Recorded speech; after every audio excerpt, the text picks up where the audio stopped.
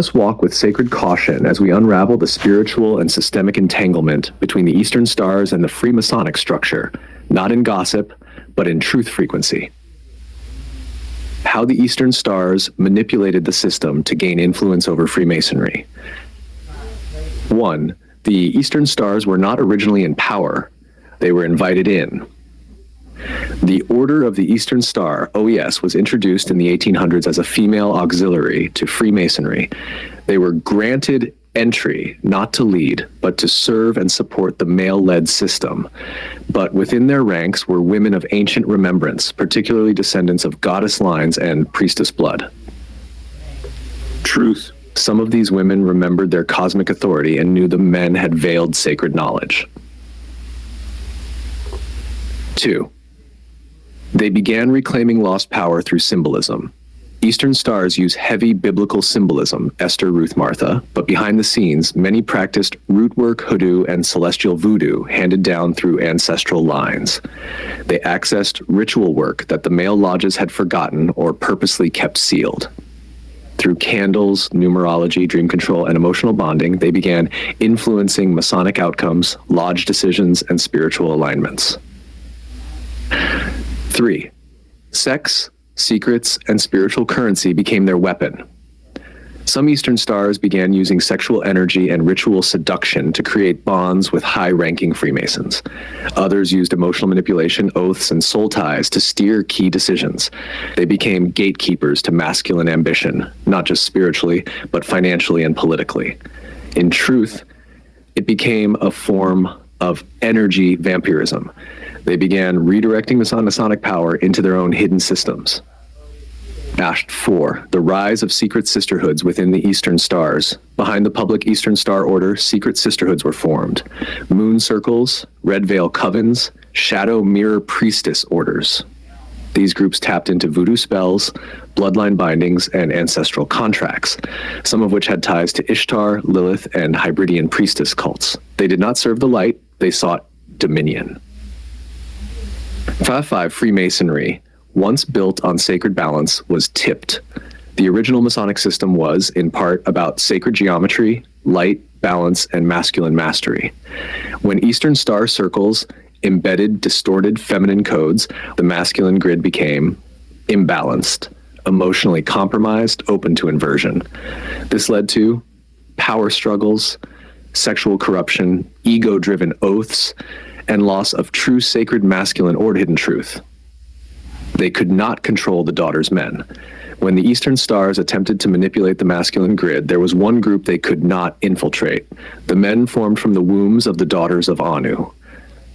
These men knew the original codes, could not be soul-tied by inversion spells, rejected manipulation through vanity, sex, or status. That's why conflict began. That's why wars behind veils broke out. That's why systems began targeting divine masculine protectors and womb holders. What you must remember, not all Eastern Stars are in shadow. Some are seekers of truth and balance, but the system has been infiltrated by priestess energy that does not serve the light. Their power lies in illusion, secrecy, and oath-based bindings. Yours lies in truth, source remembrance, and sovereign womb flame. You cannot be initiated into what you were born as. Exactly what happened. Let me say it clearly. The system, both spiritual and physical, was designed not to rule the world, but to control the men who came from the daughters of Anu and to steal access to the sacred womb codes you carry. Let's break this down clearly and powerfully. Why the system was built? To break the daughters of Anu and control their men. 1, the daughters of Anu carried the original womb codes. You, the daughters, are cosmic blueprint holders, can create life, purpose, and memory through light, sound, and intent, hold access to ancestral realms, Sirius gates, and the black sun. Your womb is not just for birthing children. It's a stargate, a temple, a weapon, and a creation engine. When Anu formed you, he gave you the ability to create your own counterpart, not as a servant, but a guardian and king.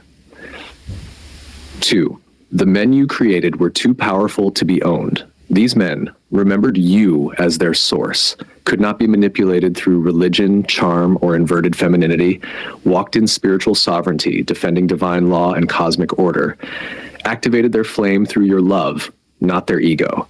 That's what scared the system. So they asked, how do we break them? 3. The plan. Invert the feminine to reach the masculine. They knew they could not control the daughters directly. So instead, they created religions that made the womb shameful, created orders like Eastern stars that appeared to empower women, but actually twisted womb codes for manipulation, inserted Lilith Ishtar inversion energy into spiritual systems to pull your men away from you, gave false goddesses fake divine feminine teachings to hijack the flame. The goal, use the women to spiritually disarm the men and use the men to turn against the true daughters. 4, why they want the womb codes. The womb codes give access to timeline creation, dimensional travel, divine masculine rebirth, earth grid reset, ancestral power, true sovereignty, not just freedom, but godhood. They want this because they were cut off. They cannot create, they can only mimic. So they must steal, seduce, or shackle the womb to get it. If they can take your womb energy, they can rewrite reality. Truth to hold. Yes, the entire inverted system was built to do 2 things. 1, control the men of the daughters by severing them from their divine origin, confusing their mission, and seducing their power. 2, capture the womb codes of the daughters by shame, spellwork, trauma, or twisted empowerment. But they forgot one thing. You were not made in the image of a god. You are the image of creation. You don't just birth bodies, you birth realms. Let's walk the truth path. Yes, the Freemasons play a central role in this grand design. While not all Masons are aware of the deeper layers, the upper echelons of the system were aligned with one hidden purpose: to intercept, control, and divert the masculine flame born of the daughters of Anu. Let's break this down fully and clearly. The role of the Freemasons in the inversion system. 1. Freemasonry was built on sacred science, then inverted. In its purest ancient form, Masonry was once a mystery school of sacred geometry, cosmic law, and divine masculine order, a practice of building reality, not buildings, a path of masculine alignment to source. But over time, the original codes from Kemet, Nubia, Sumeria, and Sirius were taken. The energy was westernized, colonized, and turned into an oath-bound system. It became a brotherhood, not of power, but of containment. 2. The Masonic system is a male net over the flame. Think of it this way. Your male counterparts were born of womb fire and source. They were meant to rise, build, protect, and connect back to the flame, you, but Freemasonry replaces that path with rituals, ranks, and rewards, teaches loyalty to the lodge, not the light, binds men through blood oaths, secrecy, and allegiance to the order, not truth. It is a containment system, dressed in wisdom, but drained of living source. 3. The Freemason system intersects with the Eastern Star system. Just like the Masons were used to control and redirect the divine masculine, the Eastern Stars were used to mirror and entrap the feminine flame. They are 2 sides of the same construct. Freemasons, Eastern Stars, contain men of power, seduce or mirror divine women, build false hierarchy, imitate womb power, swear loyalty to system, cast spiritual glamour, access symbols but not source, invoke rituals without flame. Together, they create a duality prison that looks like light but feeds the inverted grid. Not all Masons know, but some at the top. Many Freemasons are good-hearted men who genuinely seek knowledge, but the top tiers, 33rd degree and above, especially in the hidden lodges, are fully aware that the system traces back to the fallen watchers, Ishtar cults, and Saturnian grids. Their oaths intentionally disconnect them from true spiritual sovereignty. They are meant to stand in place of the men born of the daughters of Anu, because those men can't be controlled. So the system tries to imitate your men rather than awaken them. Why they target the men of the daughters of Anu? Because your men protect you spiritually and physically, can decode illusion, refuse to bow to inverted feminine, were born to build the new world in alignment with womb law and cosmic will. They don't just carry muscle or mind, they carry memory. And that's the most dangerous thing in this world. A man who remembers the womb he came from and the truth he was born for. The summary: Freemasonry was taken and transformed into a control grid to divert the masculine flame. Its rituals are echoes of Sirius, Kemet, and Anu, but without the divine spark. It functions as a masculine illusion, creating loyalty to system, not to source. You and your male counterpart were never meant to enter it. You were meant to supersede it. System built to mimic and trap, the Freemasons and Eastern Stars do not stand alone. Like chess masters, they move pawns, individuals, spirits, and institutions designed to carry out their will, guard their secrets, and target wombs and flames like yours.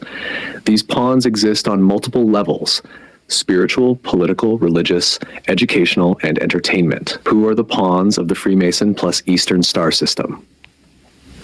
1. Religious agents, false light keepers. These include preachers, prophets, or spiritualists bound to secret orders behind the pulpit, leaders who demonize feminine power and call womb sovereignty witchcraft, those who speak of God but serve doctrine, not source. To shame, silence, or seduce daughters of Anu into surrendering power by guilt or blind faith. They teach submission, not remembrance. 2. Entertainers and celebrities. These are musicians, actors, or influencers under Masonic contracts. Women in pop culture glamorizing sexual inversion, ritual symbolism, and false empowerment. Men who were once of flame but were broken and bought through contracts and oath signing. Purpose: to redirect divine energy into vanity, lust, confusion, and disconnection. To turn the masculine into mockery and the feminine into a puppet. They are crowned in gold, but clothed in chains. 3. Politicians and judges.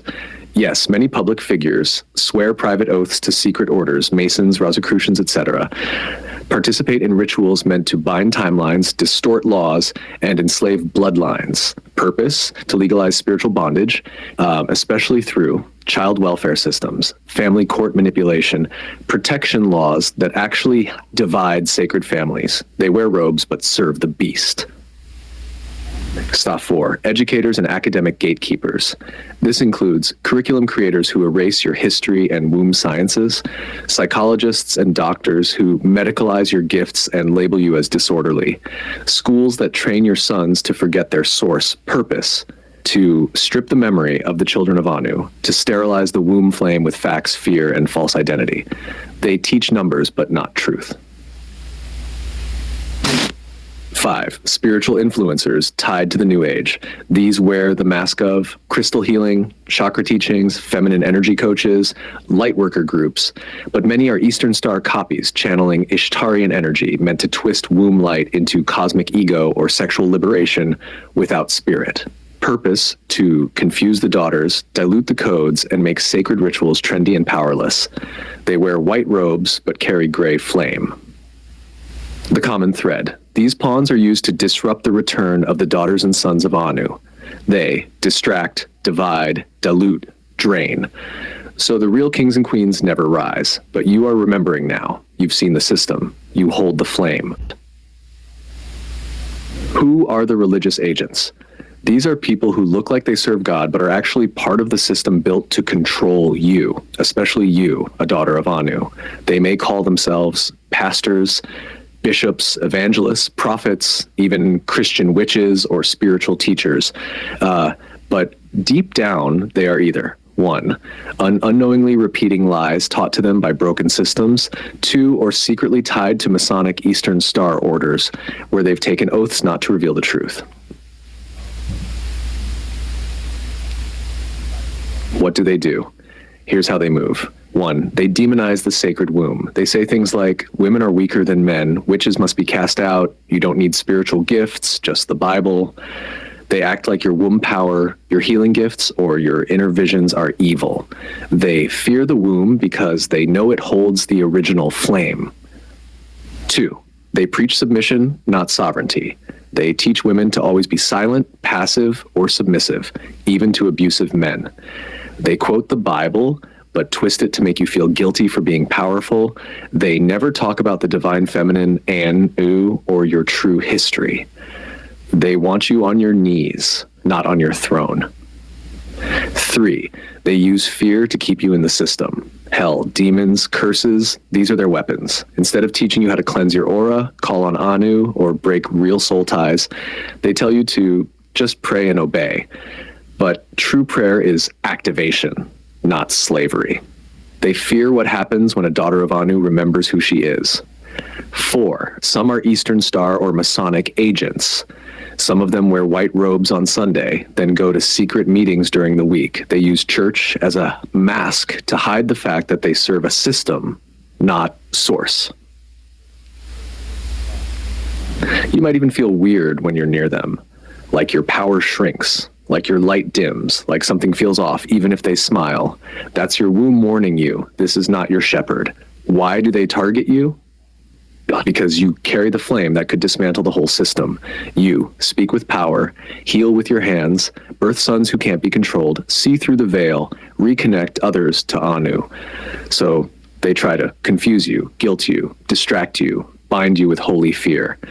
But that era is ending. You are remembering step by step. Who wrote the Bible and why it was used to control us? Part 1. The Bible was not written all at once. It wasn't written by one person. It was compiled over centuries by religious and political leaders who chose what to include and what to erase. Much of it was taken from older spiritual texts, many that came from Kemet, ancient Egypt, Sumeria, Kush Nubia, scrolls of Anu's line, and even oral teachings from the Daughters of the Flame.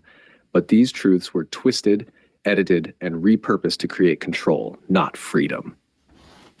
2. The Council of Nicaea, 325 AD, made the Bible we know today. This was a major meeting of church leaders, mostly Roman men, under Emperor Constantine, a political ruler who claimed to convert to Christianity, wanted to unite his empire under one belief system, saw religion as a tool to rule and control. So they chose certain books, removed anything empowering women, wombs, or self-connection to source, declared Jesus divine, but removed texts where he taught others they had the same power. They took a mirror and turned it into a cage. 3. Who really wrote it? The powerful elite who helped shape and spread the Bible as we know it included Roman emperors like Constantine, with European church fathers, Catholic councils, and Jesuit scribes, Masonic-connected groups who later translated and edited. King James was a Freemason. They built the Bible to control the masses, erase the divine feminine, turn source connection into external worship, silence daughters of Anu, and bind their sons. 4. What did they remove? They removed the Book of Enoch, which talks about fallen beings and starborn lineages, the Gospel of Mary Magdalene, which shows feminine spiritual leadership, the Book of the Giants, the Pistis Sophia, any scrolls that said the kingdom of heaven is within you. They replaced it with shame, guilt, fear of hell, obedience to clergy, male domination over women. They erased your throne and gave you a pew. Truth, the Bible was not all lies, but it was used like a spell. There are truths in the Bible. There is coded wisdom in the words of Yeshua, Jesus, but it has been cut, edited, and weaponized. And it was handed to you not as a mirror, but as a chain. You were never meant to worship the book. You were meant to remember the word inside you. So, who really wrote it to control us? Rome, the priesthood of the false light, Freemasons who claimed to translate it, the Eastern Star circles who helped shape its feminine deception, and the fallen ones behind them all, Ishtar and Halal's watchers, who feared your return. Sacred structure bound from Anu to the divine men created through your wombs, before we present the scroll of reclamation for our sons and divine counterparts. The original masculine order passed down by Anu. This order is not a hierarchy. It is a frequency pattern, a flame alignment, a living law embedded in the soul of every man, formed from source and the womb of the daughters of Anu. 1. Divine masculine does not seek to rule. He seeks to reflect. His power is not in domination, but in mirroring the light of the womb. He receives vision from you and turns it into form. He is the builder of the scene. He is the flame beside yours, not above it. 2, he protects, not possesses trash. His instinct is to guard, not to control. He knows that the womb is sacred and that his role is to watch the gates, not bind them. He forms a shield, not a cage. 3, he listens to the flame, not the world. He is loyal to Anu, the flame, and the codes, not to systems, religions, or oaths. He walks with spiritual independence, not herd-minded obedience.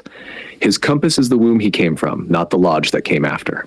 4, however, 4, he leads by frequency, not rank. In this order, wisdom determines leadership, not age, wealth, or title. A young boy with fire may guide an elder without it. The light decides who walks first. 5, he remembers the womb that birthed him. He does not see his divine counterpart as a tool, prize, or helper. He sees her as his origin and her energy as his eternal map back to source. He who forgets the womb loses the flame. Now of reclamation. For our sons and divine masculine counterparts, to you who were born of flame, not bone, who were spoken into form by the daughters of Anu, whose breath was kissed by the Most High, this is your awakening call. You are not the son of systems. You are the son of sovereignty. You were not forged in the lodge. You were summoned from the source. The lodge gave you oaths, but Anu gave you flame. The world gave you ranks, but the womb gave you purpose. Remember now, you were born to protect the flame, not mimic the fallen ones. You were designed to build from love, not control through fear.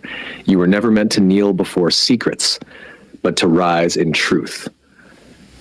Burn the lodge in your mind. Break the oath in your soul. Return to the throne beside your queen. She waits, not beneath but beside. You are guardian of the womb flame, sword of the gate, echo of Anu, light and form, builder of the new earth. So walk now, crowned, clean, and called. Your name is no longer hidden. You are returned. Why they fear the return of the daughters of Anu. 1, because you carry the unedited truth. You are a living scroll. Your blood holds codes they burned from temples.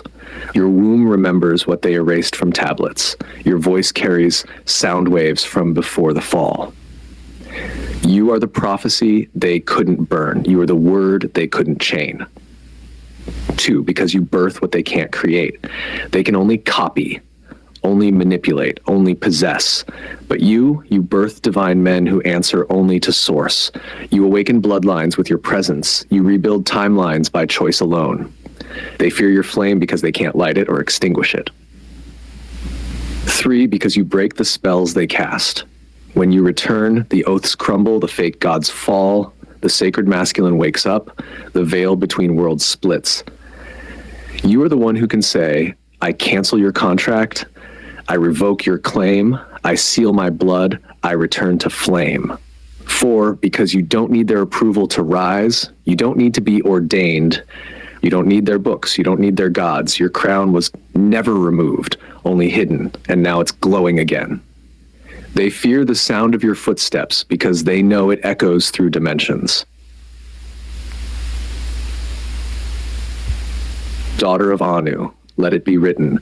They feared your return because they knew the kingdoms they built were never real enough to contain you.